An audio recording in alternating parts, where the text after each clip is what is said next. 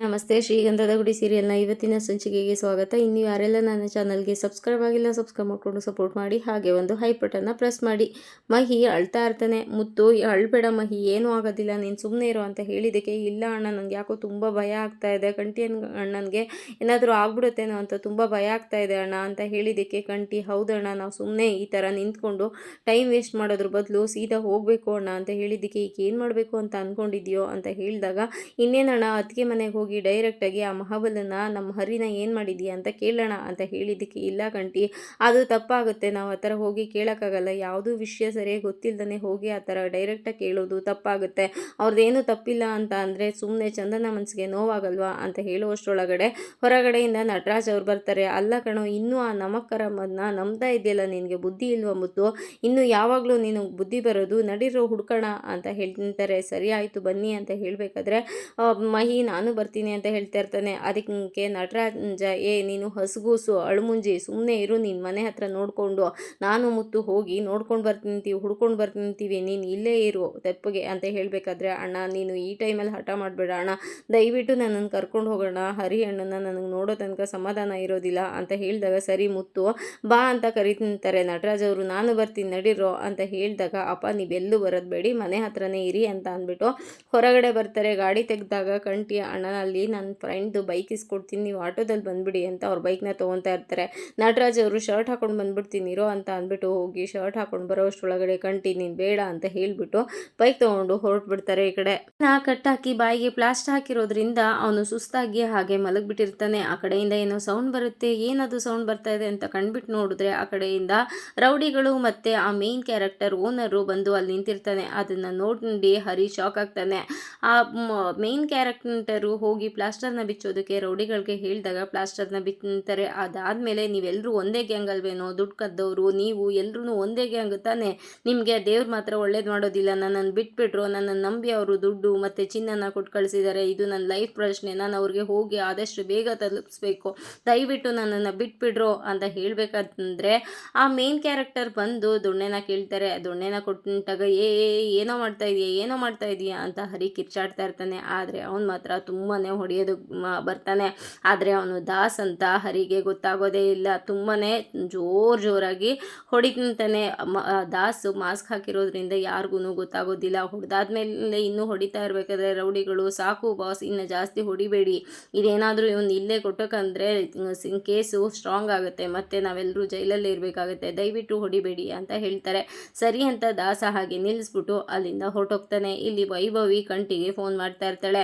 ಫೋನ್ನ ಕಟ್ ಮಾಡ್ತಾನೆ. ಕಟ್ ಮಾಡಿದ್ದನ್ನು ನೋಡಿ ನನ್ನ ಫೋನ್ನೇ ಕಟ್ ಮಾಡ್ತೀಯಾ ಅಂತ ಅವಳು ಕೋಪ ಮಾಡ್ಕೊತಾಳೆ. ಇಲ್ಲಿ ಮುತ್ತು ಬಂದು, ಯಾರೋ ಇದು ಇಷ್ಟೊತ್ತಿನಲ್ಲಿ ಫೋನ್ ಮಾಡಿದ್ದು ನಿನಗೆ ಅಂತ ಹೇಳಿದ್ದಕ್ಕೆ, ಕಸ್ಟಮರ್ ಅಣ್ಣ ಅಂತ ಹೇಳಿದಾಗ, ಅದು ಯಾವ ಕಸ್ಟಮರು, ಯಾವಾಗಲೂ ನಿನಗೆ ಇಷ್ಟೊತ್ತಿನಲ್ಲೇ ಫೋನ್ ಮಾಡ್ತಾರೆ ಅಂತ ಹೇಳಿದ್ದಕ್ಕೆ, ರೆಗ್ಯುಲರ್ ಕಸ್ಟಮರ್ ಅಣ್ಣ ಬಾ ನೀನು ಅಂತ ಅಂದ್ಬಿಟ್ಟು ಮುಂದೆ ಬರ್ತಾರೆ ಬೈಕಲ್ಲಿ. ಮತ್ತೆ ವೈಭವಿ ಫೋನ್ ಮಾಡ್ತಾಳೆ. ಗಾಡಿನ ಸೈಡಲ್ಲಿ ನಿಲ್ಲಿಸ್ಕೊಂಡು, ಏನೇ ನಿಂದು ಇಷ್ಟೊತ್ತಿನಲ್ಲಿ, ಆಮೇಲೆ ಮಾತಾಡ್ತೀನಿ ಅಂತ ಹೇಳಿದೆ ತಾನೆ ಅಂತ ಹೇಳಿದ್ದಕ್ಕೆ, ಎಲ್ಲಿದೆಯಾ ನೀನು, ಯಾಕೆ ಮಾತಾಡಲ್ಲ, ನಾನು ಈಗಲೇ ಮಾತಾಡಬೇಕು, ಫೋನ್ ಮಾಡ್ತಾ ಇದ್ದೀನಿ ತಾನೇ, ರಿಸೀವ್ ಮಾಡೋಕ್ಕಾಗಲ್ವಾ ಅಂತ ಹೇಳಿದಾಗ, ಈಗೇನು ನಿಂದು ಹೇಳು, ಮೊದಲು ನಾನು ಫೋನ್ ಇಡ್ತೀನಿ, ಇವಾಗ ಬ್ಯುಸಿ ಇದ್ದೀನಿ ಅಂತ ಹೇಳಿದೆ ತಾನೇ ಅಂತ ಹೇಳಿದ್ದಕ್ಕೆ ಆ ವೈಭವಿ ಇಲ್ಲ ಆಗಲ್ಲ ಅಂತ ಹೇಳ್ತಿರ್ತಾಳೆ. ಮತ್ತೆ ಕಂಠಿ ಫೋನ್ನ ಕಟ್ ಮಾಡಿಬಿಟ್ಟು ಇಡೆ ಅಂತ ಮತ್ತೆ ಗಾಡಿ ಮೂವ್ ಮಾಡ್ತಿರ್ತಾನೆ. ಅಷ್ಟರೊಳಗಡೆ ಮತ್ತೆ ಫೋನ್ ಬರುತ್ತಂತೆ. ಅಯ್ಯೋ ಅಂತ ಅಂದ್ಬಿಟ್ಟು, ಏನೇ ನಿಂದು, ನಾನು ಆಮೇಲೆ ಮಾತಾಡ್ತೀನಿ ಅಂತ ಹೇಳಿದೆ ತಾನೇ ಅಂತ ಹೇಳಿದ್ದಕ್ಕೆ, ಏನೋ ಹೊರಗಡೆ ಸೌಂಡ್ ಬರ್ತಾ ಇದೆ, ಎಲ್ಲಿ ಹೋಗಿದೆಯಾ, ಏನು ಡ್ರಿಂಕ್ಸ್ ಮಾಡೋಕೆ ಹೋಗಿದೆಯಾ, ಪಾರ್ಟಿ ಮಾಡ್ತಾ ಇದೆಯಾ ಅಂತ ವೈಭವಿ ಸುಮ್ಮನೆ ಮತ್ತೆ ಮಾತಾಡ್ತಾ ಇರ್ತಾಳೆ. ಅದಕ್ಕೆ ಕೋಪ ಮಾಡಿಕೊಂಡು ಕಂಠಿ ಫೋನ್ನ ಕಟ್ ಮಾಡಿ ಮೂವ್ ಮಾಡ್ತಾನೆ ಗಾಡಿನ. ನಾನು ಏನು ಮಾಡಬೇಕು ಅಂತ ಗೊತ್ತಾಗದೆ ಆ ಕಡೆಯಿಂದ ಈ ಕಡೆ ಓಡಾಡಿಕೊಂಡು ಮುತ್ತುಗೆ ಫೋನ್ ಮಾಡ್ತಾರೆ. ಮಹಿ, ಅಣ್ಣ ಗಾಡಿ ನಿಲ್ಸೋಣ, ಅದಕ್ಕೆ ಫೋನ್ ಮಾಡ್ತಾ ಇದ್ದಾರೆ ಅಂತ ಗಾಡಿನ ನಿಲ್ಲಿಸ್ತಾರೆ. ಹೇಳಮ್ಮ ಚಂದನ ಅಂತ ಹೇಳಿದಕ್ಕೆ, ಹರಿಯವ್ರು ಸಿಕ್ಕಿದ್ರ ಅಣ್ಣ ಅಂತ ಹೇಳಿದಾಗ, ಇಲ್ಲಮ್ಮ ಸಿಕ್ಕಿಲ್ಲ, ಆದರೆ ಬೆಳಗ್ಗೆ ಅಷ್ಟರಲ್ಲಿ ಅದೇನೇ ಆದರೂ ಹರಿನ ಕರ್ಕೊಂಡು ಬಂದೇ ಬರ್ತೀನಿ, ನೀನು ಟೆನ್ಷನ್ ಮಾಡ್ಕೊಬೇಡ, ಆರಾಮಾಗಿರಮ್ಮ ಅಂತ ಹೇಳ್ತಾರೆ. ಇಲ್ಲಿ ಹರಿಗೆ ಎಚ್ಚರ ಆಗ್ತಾ ಇರುತ್ತೆ, ನೋವಿಂದ ನರಳಾಡ್ತಾ ಇರ್ತಾನೆ. ಇಲ್ಲಿ ಚಂದನ ಆ ಕಡೆಯಿಂದ ಈ ಕಡೆ ಓಡಾಡ್ತಾ ಇರ್ತಾಳೆ. ದಿವ್ಯಾ ದಾಕ್ಷಾಯಿಣಿಗೆ ಹಾಲನ್ನು ತೊಗೊಂಡು ಬಂದು, ಅದಕ್ಕೆ ಅತ್ತೆ ಬೆಳಗ್ಗೆ ಬೆಳಗ್ಗೆಯಿಂದ ನೀವೇನೂ ತಿಂದಿಲ್ಲ, ಸ್ವಲ್ಪ ಹಾಲನ್ನಾದರೂ ಕುಡೀರಿ ಅಂತ ಹೇಳಿದಾಗ, ಇಲ್ಲ ದಿವ್ಯಾ ನನಗೆ ಏನು ಬೇಡ, ಸತ್ತು ಹೋದರೆ ಬೆಟರ್ ಅಂತ ಅನ್ನಿಸ್ತಾ ಇದೆ, ನನಗಂತೂ ತುಂಬಾ ಬೇಜಾರಾಗ್ತಾ ಇದೆ, ಎಂಥ ಕೆಲಸ ಮಾಡಿಬಿಟ್ಟ ಇವನ್ನ ನಂಬಿ ನಾವು ಹಾಳಾಗೋಗ್ಬಿಟ್ವಿ ಅಂತ ಯೋಚನೆ ಮಾಡಬೇಕಾದ್ರೆ ಆ ಕಡೆಯಿಂದ ಮಹಾಬಲ ಮತ್ತು ದಾಸ್ ಬರ್ತಾರೆ. ದಾಸ್ ಬಂದಿದ್ದನ್ನು ನೋಡಿ ದಾಕ್ಷಾಯಿಣಿ, ದಾಸು ಏನಾಯಿತು ದಾಸು, ಏನಾದರೂ ಸುಳಿ ಸಿಕ್ತಾ ಅಂತ ಹೇಳಬೇಕಾದ್ರೆ ಮಹಾಬಲ್ ಅವರು ಆ ಕಡೆಯಿಂದ ಬಂದಿದ್ದೇನೆ ಸಡನ್ನಾಗಿ ಅಲ್ಲಿದ್ದು ಗ್ಲಾಸನ್ನು ಓದಿ ನಿಂತಾರೆ. ಏನಾಯ್ತಪ್ಪ, ಹರಿಯವ್ರಿಗೆ ಏನಾದ್ರು ತೊಂದರೆ ಆಗಿದೆಯಾ ಅಂತ ಹೇಳಿದ್ದಕ್ಕೆ, ಎಲ್ಲಮ್ಮ ಅವನಿಗೆಲ್ಲಮ್ಮ ತೊಂದರೆ ಆಗುತ್ತೆ, ನಮ್ಮ ಜೀವನ ಹಿಂಡ್ತಾನಲ್ಲಮ್ಮ, ನಮ್ಮ ದುಡ್ಡು ಒಡವೆ ಎಲ್ಲವನ್ನೂ ತೊಗೊಂಡು ಓಡೋಗ್ಬಿಟ್ಟ, ಅವನಿಗೆ ದೊಡ್ಡ ಜವಾಬ್ದಾರಿನ ಕೊಟ್ಟು ನಾನು ಕೆಟ್ಬಿಟ್ಟೆ, ಅಲ್ಲಮ್ಮ ಇಷ್ಟು ದಿನ ನೀನು ಅಲ್ಲಿ ಹೇಗಿದ್ದೆ ಅನ್ನೋದೇ ನನಗೆ ಕಷ್ಟ ಆಗ್ತಾ ಇದೆ ಅಂತ ಕೋಪ ಮಾಡ್ಕೊಂಡು ಹೇಳಬೇಕಾದ್ರೆ ಅವ್ರಿಗೆ ಎದೆ ನೋವು ಬರುತ್ತಂತೆ. ರೀ ಸಮಾಧಾನ ಮಾಡ್ಕೊಳ್ರಿ, ಇಷ್ಟೊಂದು ಕೋಪ ಯಾಕೆ ಮಾಡ್ಕೊತೀರಾ, ನೀವು ಸಮಾಧಾನ ಮಾಡ್ಕೊಳ್ಳಿ ಅಂತ ಹೇಳಬೇಕಾದ್ರೆ, ಈ ಜೀವ ಇದ್ದೇನು ಪ್ರಯೋಜನ ಬಿಡಿ ಅಂತ ಹೇಳಿಬಿಟ್ಟು ಕೂತ್ಕೊತಾರೆ. ನೀರನ್ನ ತೊಗೊಂಡು ಬಾ ದಿವ್ಯಾ ಅಂತ ಹೇಳಿದಾಗ ನೀರನ್ನ ತೊಗೊಂಡು ಬಂದು ಕುಡಿಸ್ತಾರೆ. ಇಲ್ಲಿ ನೀರನ್ನ ಕುಡಿದು ಸಮಾಧಾನ ಮಾಡಿಕೊಂಡು ಚಂದನ ಮುಂದೆ ಬಂದು ನಿಂತ್ಕೊಂಡು, ಅಲ್ಲಮ್ಮ ಮಗಳೇ, ನೀನು ಇಷ್ಟು ದಿನ ಅವ್ರ ಮನೆಯಲ್ಲಿ ಅದು ಹೇಗಿದ್ದೆ ಅನ್ನೋದೇ ನನಗೆ ಸಹಿಸ್ಕೊಳಕ್ಕಾಗ್ತಾ ಇಲ್ಲ, ನಾನು ಕರೆಕ್ಟ್ ಟೈಮಿಗೆ ಬಂದೆ, ನಿನ್ನನ್ನು ಉಳಿಸ್ದೆ, ನಿನ್ಗೇನಾದರೂ ಆಗ್ಬಿಟ್ಟಿದ್ರೆ ಏನಮ್ಮ ಮಾಡಬೇಕಿತ್ತು, ದುಡ್ಡು ಒಡವೆ ಹೋದರೆ ನಾನು ಸಂಪಾದನೆ ಮಾಡ್ಬೋದು, ಆದರೆ ನಿನ್ನನ್ನೇ ಕಳ್ಕೊಂಡಿದ್ರೆ ನಾವೆಲ್ಲ ಏನು ಮಾಡಬೇಕಿತ್ತು ಮಗಳೇ ಅಂತ ನಮ್ಮಕ್ಕರ ಮನೆಯಲ್ಲಿ ನೀನು ಹೇಗಿದ್ದೆ, ನನಗಂತೂ ನಂಬೋಕೆ ಆಗ್ತಾ ಇಲ್ಲ ಮಗಳೇ, ಎಂತ ನಿನ್ನ ಜೀವನನ ಹಾಳು ಮಾಡ್ಕೊಂಬಿಟ್ಟೆ, ಅವನ ಜೊತೆ ಹೋಗಿ ನಿನ್ನ ಜೀವನನ ಎಲ್ಲಿಗೆ ತೊಗೊಂಡು ಬಂದು ನಿಲ್ಲಿಸ್ಕೊಂಡಿದೀಯ ನೋಡು ನೀನೇನೆ, ದಯವಿಟ್ಟು ಮತ್ತೆ ಆ ಮನೆಗೆ ಹೋಗಬೇಕು ಅನ್ನೋ ಕನಸನ್ನು ಬಿಟ್ಬಿಡಮ್ಮ, ಇವತ್ತು ಒಡವೆ ಚಿನ್ನ ಎಲ್ಲ ಹೊತ್ಕೊಂಡು ಹೋಗಿದೆ, ನಾಳೆ ನಿನಗೇನು ಆಡಲ್ಲ ಅನ್ನೋದು ಯಾವ ಗ್ಯಾರಂಟಿ, ನೀನು ಅವ್ರ ಮನೆಗೆ ಹೋಗಬೇಕು ಅನ್ನೋ ಕನಸನ್ನು ಬಿಟ್ಬಿಡು, ಡಿವೋರ್ಸ್ ಕೊಡಿಸೋ ಜವಾಬ್ದಾರಿ ನಂದು, ಅವ್ರನ್ನ ಡಿವೋರ್ಸ್ ಕೊಟ್ಬಿಟ್ಟು ಅದಾದಮೇಲೆ ನೀನು ಓದಬೇಕಾ, ಕೆಲಸಕ್ಕೆ ಹೋಗಬೇಕಾ, ಏನೇ ಮಾಡೋ ಹಾಗಿದ್ರು ಇಲ್ಲಿಂದನೇ ಮಾಡು, ನಾನು ಓದಿಸ್ತೀನಿ, ನಿನ್ನ ಅಪ್ಪ ಇದ್ದಾರೆ ಮಗಳೇ, ನಿನಗೆ ನಾನು ಓದಿಸ್ತೀನಿ, ನಾನಿದ್ದೀನಿ, ನಿನ್ನ ಕನಸುಗಳೇನು ಹೇಳು ಅದನ್ನೆಲ್ಲ ನಾನು ಈಡೇರಿಸ್ತೀನಿ, ಆದರೆ ಆ ಮನೆಗೆ ಹೋಗಬೇಕು ಮತ್ತು ನಾನು ಆ ಜನಗಳ ಮಧ್ಯದಲ್ಲಿ ಬದುಕಬೇಕು ಅನ್ನೋ ಕನಸನ್ನು ಬಿಟ್ಬಿಡಮ್ಮ, ದಯವಿಟ್ಟು ನಿನ್ನೊಳ್ಳೆದಕ್ಕೆ ನಾನು ಹೇಳೋದು, ಅದನ್ನು ಬಿಟ್ಟು ನನಗೆ ಬೇರೆ ಇನ್ನೇನು ಇಲ್ಲಮ್ಮ ಅಂತ ಹೇಳಿಬಿಟ್ಟು ಮತ್ತೆ ಕೆಮ್ಕೊಂಡು ರೂಮ್ ಕಡೆ ಹೊರಟೋಗ್ತಾರೆ. ಮತ್ತೆ ದಾಸು ಚಂದನ ಮುಂದೆ ಬಂದು ನಿಂತ್ಕೊಂಡು, ಅಲ್ಲ ಕಣೆ, ಏನೇ ಮಾಡಿದ್ರು ಅಪ್ಪ ನಿನ್ನೊಳ್ಳೆದಕ್ಕೆ ಮಾಡೋದಲ್ವಾ, ನೀನು ಅವರನ್ನು ನಂಬಿ ನಿನ್ನ ಜೀವನನ ಎಲ್ಲಿಗೆ ತಂದು ನಿಲ್ಲಿಸ್ಕೊಂಡಿದೀಯ ನೋಡು, ನಿನ್ಗೆ ಏನೇ ಮಾಡಿದ್ರು ನಾವೆಲ್ಲರೂ ಸೇರಿ ಒಳ್ಳೆಯದನ್ನೇ ಮಾಡೋದು, ದಯವಿಟ್ಟು ನಮ್ಮನ್ನು ನಂಬುದು ಚಂದನ ಅಂತ ಹೇಳಿಬಿಟ್ಟು ಅವರೂ ಬೇಜಾರು ಮಾಡಿಕೊಂಡು ರೂಮ್ ಕಡೆ ಹೊರಟೋಗ್ತಾರೆ. ಚಂದನ ಏನು ಮಾಡಬೇಕು ಅಂತ ಗೊತ್ತಿಲ್ಲದೇ ಸುಮ್ಮನೆ ನಿಂತಿರ್ತಾಳೆ.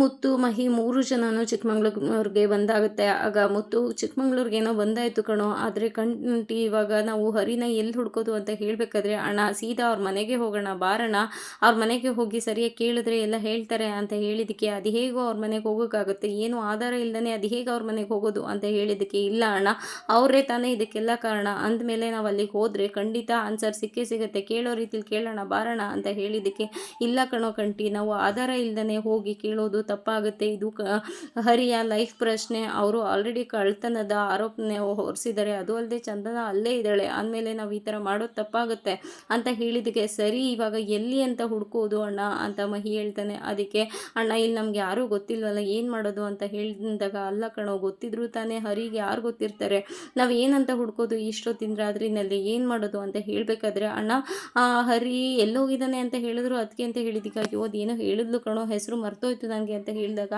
ಮುತ್ತು ಇರು ಅವಳಿಗೆ ಫೋನ್ ಮಾಡಿ ಕೇಳ್ತೀನಿ ಅಂತ ಚಂದನಾಗೆ ಫೋನ್ ಮಾಡಿ, ಅಲ್ಲ ಹರಿ ಎಲ್ಲೋಗಿದ್ದಾನೆ ಗೊತ್ತೇನಮ್ಮ ನಿನಗೆ, ಯಾವ ಊರಿಗೆ ಹೋಗಿದ್ದಾನೆ ಅಂತ ಹೇಳಿದೆ ನೀನು ಅಂತ ಹೇಳಿದ್ದಕ್ಕೆ, ಅದು ಅಣ್ಣ ಮಂಡ್ಯ ಕಣ, ಯಾಕಣ್ಣ ಅಂತ ಹೇಳಿದ್ದಕ್ಕೆ, ನಾವು ಆಲ್ರೆಡಿ ಚಿಕ್ಕಮಂಗ್ಳೂರಿಗೆ ಬಂದಾಯ್ತಮ್ಮ, ಹರಿನ ಹುಡುಕ್ತಾ ಇದ್ದೀವಿ, ಬೆಳಗ್ಗೆ ಆಗೋಷ್ಟರಲ್ಲಿ ಹರಿನ ನಾವು ಅಲ್ಲಿ ಕರ್ಕೊಂಡು ಬರ್ತೀವಿ, ನೀನೇನು ಹೆದರ್ಕೋಬೇಡಮ್ಮ ಅಂತ ಹೇಳಿದ್ದಕ್ಕೆ, ಆಯ್ತಣ್ಣ ಬಟ್ ಹರಿ ಅವ್ರಿಗೇನೂ ಆಗಿರಲ್ಲ ಅಲ್ವಾ ಅಂತ ಹೇಳಿದ್ದಕ್ಕೆ, ಏನೂ ಆಗಲ್ಲಮ್ಮ, ಹರಿನ ಕರ್ಕೊಂಡು ಬರೋ ಜವಾಬ್ದಾರಿ ನಮ್ಮದು, ಅವನು ಕಳ್ತನ ಮಾಡಿಲ್ಲ ಅನ್ನೋದನ್ನ ನಾವು ನಿರೂಪಣೆ ಮಾಡ್ತೀವಿ, ನೀನೇನು ಹೆದರ್ಕೋಬೇಡ, ಆದರೆ ನಾವು ಇಲ್ಲಿಗೆ ಬಂದಿದ್ದೀವಿ, ನಾವು ಹರಿನ ಹುಡುಕ್ತಾ ಇದ್ದೀವಿ ಅಂತ ಮಾತ್ರ ನಿಮ್ಮ ಮನೆಯವ್ರಿಗೆ ಯಾವುದೇ ಕಾರಣಕ್ಕೂ ಹೇಳಬೇಡ ಅಂತ ಹೇಳಿದ್ದಕ್ಕೆ, ಯಾಕಣ್ಣ ಅಂತ ಕೇಳ್ತಾಳೆ, ಅದನ್ನು ನಾವು ಬೆಳಗ್ಗೆ ಹೇಳ್ತೀವಿ, ಇವಾಗ ಯಾವುದೇ ಕಾರಣಕ್ಕೂ ನೀನು ಹೇಳಬೇಡ ಅಂತ ಹೇಳಿದ್ದಕ್ಕೆ, ಅಲ್ಲ ಅಣ್ಣ ಅಪ್ಪ ಮತ್ತು ಅಣ್ಣನೂ ಹರಿನ ಅವ್ರನ್ನ ಹುಡುಕ್ತಾ ಇದ್ದಾರೆ ಅಂತ ಹೇಳಿದ್ದಕ್ಕೆ, ಸರಿ ಅವ್ರ ಪಾಡು ಅವ್ರು ಹುಡುಕೊಳ್ಳಿ, ನಾವು ಹುಡುಕ್ತೀವಿ, ನೀನೇನು ಅವ್ರ ಹತ್ರ ಹೇಳಕ್ಕೆ ಹೋಗ್ಬೇಡ ಅಂದಿದ್ದಕ್ಕೆ, ಸರಿ ಅಣ್ಣ ಆಯಿತು ಅಂತ ಫೋನ್ನ ಕಟ್ ಮಾಡ್ತಾಳೆ. ಇಲ್ಲಿ ಹೊರಡೋಣ ಅನ್ನೋಷ್ಟರೊಳಗಡೆ ಕಂಟಿಂಗ್ಗೆ ವೈಭವಿ ಫೋನ್ ಮಾಡ್ತಾಳೆ. ಹಲೋ ಯಾರೇ ಅದು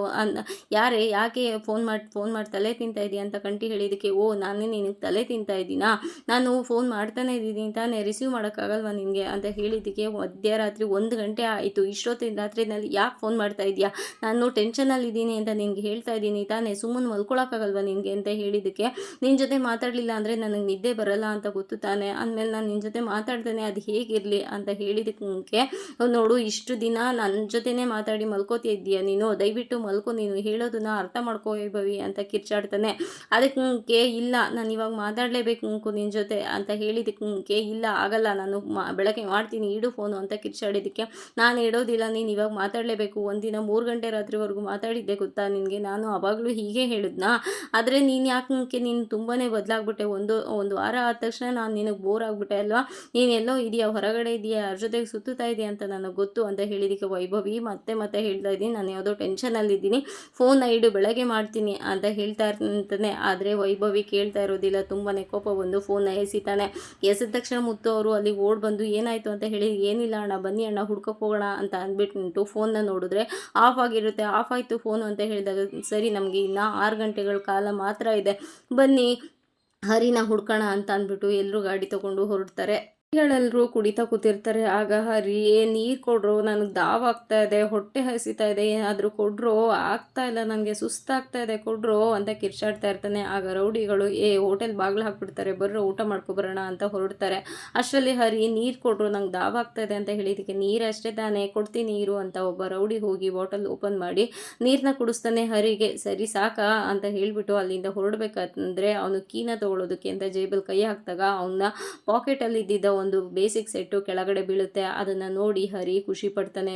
ಇದರಿಂದ ಏನಾದರೂ ಮಾಡ್ಬೋದಲ್ಲ ಅಂತ ಹೇಳಿ ಮುಂದೆ ಬಂದು ಆ ಫೋನಲ್ಲಿ ಡಯಲ್ ಮಾಡಿ ಕಂಟಿಗೆ ಫೋನ್ ಮಾಡಿದ್ರೆ ನಾಟ್ ರೀಚಬಲ್ ಬರುತ್ತೆ. ಈ ಟೈಮಲ್ಲೇ ಸ್ವಿಚ್ ಆಫ್ ಮಾಡ್ಕೊಂಡಿದ್ದಾನಲ್ಲ, ಏನು ಮಾಡೋದು ಅಂತ ಯೋಚನೆ ಮಾಡ್ತಾ ಇರ್ತಾನೆ. ಇಲ್ಲಿ ದಾಕ್ಷಾಯಣಿ ಮತ್ತು ದಾಸ್ ಇಬ್ಬರು ಕುತ್ಕೊಂಡು ಮಾತಾಡ್ತಾ ಇರ್ತಾರೆ. ಅದಕ್ಕೆ ದಾಸ ಅಲ್ಲಮ್ಮ ಅಪ್ಪ ಅಷ್ಟೆಲ್ಲ ಹೇಳಿದ್ರು ಆ ಚಂದುಬಾಯಲ್ಲಿ ಒಂದು ಮಾತು ಆಯ್ತಪ್ಪ ಅಂತ ಬರಲೇ ಇಲ್ವಲ್ಲ, ಹರಿ ಬಗ್ಗೆ ಒಂದು ಚೂರು ಡೌಟ್ ಬರಲಿಲ್ವಲ್ಲ ಅಂತ ಹೇಳಿದಕ್ಕೆ ಇಲ್ಲಪ್ಪ ಅವಳು ಇವಾಗ ನಿಧಾನವಾಗಿ ನಮ್ಮನ್ನು ನಂಬೋದಕ್ಕೆ ಶುರು ಮಾಡಿದ್ದಾಳೆ, ನಮ್ಮ ದಾರಿಗೆ ಬಂದೇ ಬರ್ತಾಳೆ, ಆದರೆ ಒಂದು ಚೂರು ಡೌಟ್ ಬರದೇ ಇರೋ ನಾವು ನಡ್ಕೊಬೇಕು, ಒಂದು ಚೂರು ಡೌಟ್ ಬಂದ್ರೂ ಅದು ಕಷ್ಟ ಆಗುತ್ತೆ, ನಮ್ಮ ದಾರಿಗೆ ಬಂದೇ ಬರ್ತಾಳೆ, ನಿಧಾನಕ್ಕೆ ನಮ್ಮನ್ನು ನಂಬೋದಕ್ಕೆ ಶುರು ಮಾಡಿದ್ದಾಳೆ ಅಂತ ಹೇಳುವಷ್ಟರೊಳಗಡೆ ಚಂದನ ಆ ಕಡೆಯಿಂದ ಬರ್ತಾ ಇರ್ತಾಳೆ. ಅದು ನೋಡಿ ಅಮ್ಮ ಚಂದನ ಬರ್ತಾ ಇದ್ದಾಳೆ ಅಂತ ಹೇಳಿಬಿಟ್ಟು ಇಬ್ಬರು ನಾಟಕ ಮಾಡೋದಕ್ಕೆ ಶುರು ಮಾಡ್ತಾರೆ. ಅಲ್ಲಮ್ಮ ನಮ್ಮ ಚಂದನಗೆ ಏನೇ ಹೇಳಿದ್ರು ಅರ್ಥನೇ ಆಗ್ತಿಲ್ಲ ಅಲ್ಲಮ್ಮ, ಫ್ರಾಡ್ನೇ ನಂಬ್ತಿದ್ದಾಳಲ್ಲ ಅಂತ ಹೇಳಿದ್ದಕ್ಕೆ ನನಗೆ ಅದೇ ಟೆನ್ಷನ್ ಆಗ್ತಾ ಇರೋದು ದಾಸು, ನಮ್ಮ ಮಗಳನ್ನ ಜೀವನ ಹಾಳಾಗ್ತಾ ಇದೆಯಲ್ಲ ಅಂತ ನನಗೆ ತುಂಬಾ ಬೇಜಾರಾಗ್ತಾ ಇದೆ, ತುಂಬಾ ಸಂಕಟ ಆಗ್ತಾ ಇದೆ. ಯಾರು ಗಿಳಿದರ ಮಕ್ಕಳನ್ನ ಸಾಕಿ ಗಿಡಗನ ಕೈ ಕೊಡ್ತಾರೆ ಹೇಳು, ಅವಳು ಯಾಕೆ ನಮ್ಮ ಮಾತನ್ನು ಅರ್ಥ ಮಾಡ್ಕೊಳ್ತಾ ಇಲ್ಲ, ಇದ್ರ ಬದಲು ನಾವು ಸತ್ತೋಗೋದೇ ವಾಸಿ ಅನ್ನಿಸ್ತಾ ಇದೆ, ನಮ್ಮ ಮಗಳು ಯಾಕೆ ನಮ್ಮನ್ನು ನಂಬಲ್ಲ ಅಂತ ದಾಕ್ಷಾಯಣಿ ನಾಟಕ ಮಾಡ್ಕೊಂಡು ಅವಳಕ್ಕೆ ಶುರು ಮಾಡ್ತಾಳೆ. ಅದನ್ನು ಗಮನಿಸಿದ ಚಂದನ ಅವ್ರ ಮುಂದೆ ಬಂದು ನಿಂತ್ಕೊಂಡು, ಅಮ್ಮ ನಾನು ಇವಾಗ ನಿಮ್ಮ ಮಾತನ್ನು ನಂಬ್ತೀನಿ, ಅದಕ್ಕೋಸ್ಕರ ನಾನು ಒಂದು ನಿರ್ಧಾರಕ್ಕೆ ಬಂದಿದ್ದೀನಿ ಅಂತ ಹೇಳಿದ್ದಕ್ಕೆ ಏನಮ್ಮ ಚಂದನ ಅಂತ ಹೇಳಿದಾಗ, ನಾಳೆ ಬೆಳಗ್ಗೆ 7 ಗಂಟೆವರೆಗೂ ನಾನು ಹರಿಯವ್ರನ್ನ ಕಾಯ್ತಿಂತೀನಿ, ಅದರೊಳಗಡೆ ಅವ್ರು ಬರ್ತಾರೆ ಅನ್ನೋ ನಂಬಿಕೆ ನನಗಿದೆ, ಬೈ ಚಾನ್ಸ್ ಅವ್ರು ಏನಾದರೂ ಬರಲಿಲ್ಲ ಅಂದರೆ ನಿಮ್ಮ ಮಾತೆ ನಿಜ ಅಂತ ನಾನು ನಂಬ್ತೀನಿ ಅಂತ ಹೇಳಿದ್ದಕ್ಕೆ, ಅಂದರೆ ನಿನ್ನ ಮಾತಿನ ಅರ್ಥ ಏನು ಅಂತ ಹೇಳಿದಾಗ, ನಾಳೆ ಬೆಳಗ್ಗೆ 7 ಗಂಟೆ ಮೇಲೆ ನನ್ನ ಜೀವನ ಏನು ಅನ್ನೋದು ಡಿಸೈಡ್ ಆಗುತ್ತೆ ಅಮ್ಮ ಅಂತ ಹೇಳಿಬಿಟ್ಟು ಅಲ್ಲಿಂದ ಹೊರಟೋಗ್ತಾಳೆ. ಅದಾದಮೇಲೆ ಏನೋ ಇವಳು ಈ ಥರ ಹೇಳ್ತಿದ್ದಾಳೆ ಅಂತ ಹೇಳಿದ್ಕೆ, ಅಯ್ಯೋ ಬಿಡಮ್ಮ, ನಮ್ಮ ದಾರಿಗೆ ಇವಾಗಾದರೂ ಅವಳು ಬಂದಲ್ಲ ಅದು ಖುಷಿ ಪಡು, ನಾಳೆ ಬೆಳಗ್ಗೆ 7 ಗಂಟೆ ತನಕ ಅಷ್ಟೇ ತಾನೇ, ಅದರೊಳಗೆ ಅವ್ನು ಬದುಕಿರೋದೇ ಹೆಚ್ಚು, ಅಂಥದ್ರಲ್ಲಿ ಅವ್ನು ಮತ್ತೆ ಬಂದು ಇಲ್ಲಿ ನಿಂತ್ಕೊತಾನ, ನೀನೇನು ಹೆದರ್ಕೋಬೇಡ, ಮತ್ತೆ ಇಲ್ಲಿಗೆ ಬರೋದಕ್ಕೆ ಚಾನ್ಸೇ ಇಲ್ಲ, ನೀನೇನು ಹೆದರ್ಕೋಬೇಡ, ಆರಾಮಾಗಿರಮ್ಮ ಅಂತ ಹೇಳಿದ್ದಕ್ಕೆ, ಹಾಗಾದರೆ ನಮ್ಮ ಪ್ಲ್ಯಾನ್ ಸಕ್ಸಸ್ ಆಗುತ್ತೆ ಅಲ್ವಾ ಅಂತ ಇಬ್ಬರೂ ಖುಷಿ ಪಡ್ತಾ ಇರ್ತಾರೆ. ಇಲ್ಲಿ ಹರಿನ ಹುಡ್ಕೊಂಡು ಎಲ್ಲರೂ ಅವ್ನು ಹೋಗಿರೋ ದಾರಿನಲ್ಲೇ ಬರ್ತಾರೆ, ಆದರೆ ಹರಿ ಕಾಣಿಸ್ತಾ ಇರೋದಿಲ್ಲ. ಮುಂದೇನಾಗುತ್ತೆ ಅಂತ ಮುಂದಿನ ಸಂಚಿಕೆಯಲ್ಲಿ ನೋಡೋಣ. ಅಲ್ಲಿವರೆಗೂ take care, bye, thank you. ಹಾಗೆ ಒಂದು ಹೈಪ್ ಕೊಡೋದನ್ನು ಮಾತ್ರ ಮರಿಬೇಡಿ. Thank you so much.